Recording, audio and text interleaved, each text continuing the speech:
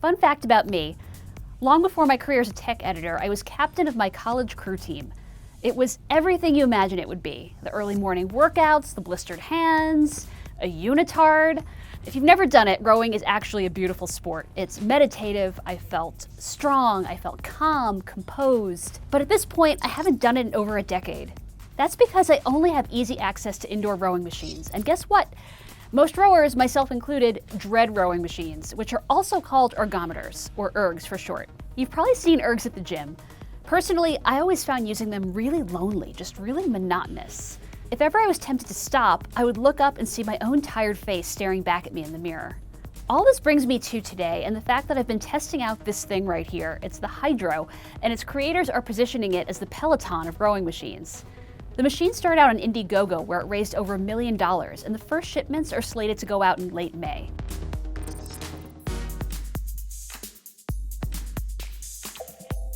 Similar to the Peloton, this is one expensive piece of exercise equipment. It costs around $2,400 just for the rower alone.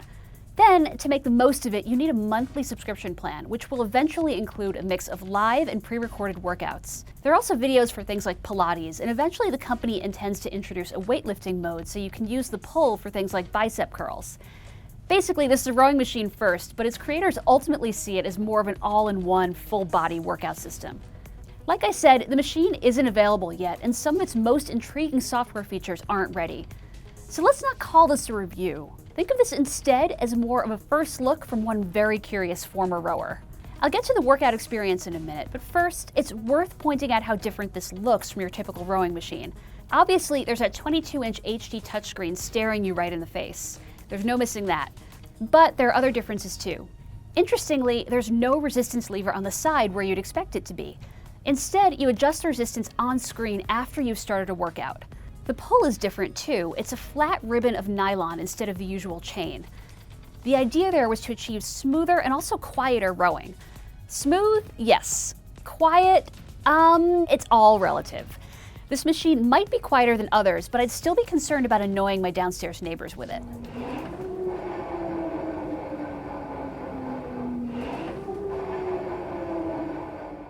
Just in general, this is a much more pleasing, modern design than the ergs you've probably seen around the gym. That's intentional. This machine was built primarily for the home, and so the company hopes you'll leave this in a communal space like your living room.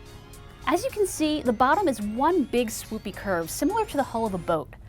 And the metal legs remind me of what you'd find on some TVs. It's also a little more compact. You could save even more space by opting for a $70 vertical storage dock, but you'd also have to be strong enough to lift up the machine from behind. This thing weighs about 130 pounds, and as it turns out, that was just a little too much for me. Getting set up is easy. Just plug the machine in and connect to your Wi-Fi network. As you'd expect, there are adjustable foot straps, which accommodate some very big feet. The company says the machine can hold up to 350 pounds and fit someone with a 36-inch inseam. Now, that's not a perfect science, but that basically means that someone as tall as 6'8" can use this thing. As you poke around, you'll also see a built-in camera, but for now at least, it's completely disabled. Eventually, you'll be able to use it to snap a photo for your user profile, and even later on, you might be able to enjoy two-way video chats with instructors and also other users. In the meantime, don't worry, if privacy is a concern, that camera currently can't see anything. The software here is based on Android, though it doesn't look like it from the main screen. Scroll through and you'll see a mix of workouts, everything from 10-minute warm-ups and cooldowns to 20, 30, 45-minute rows. All told, the company says it's adding about 3 new videos a day. There's also a Learn to Row video in the settings, which is useful because speaking from personal experience, proper rowing form is not actually very intuitive.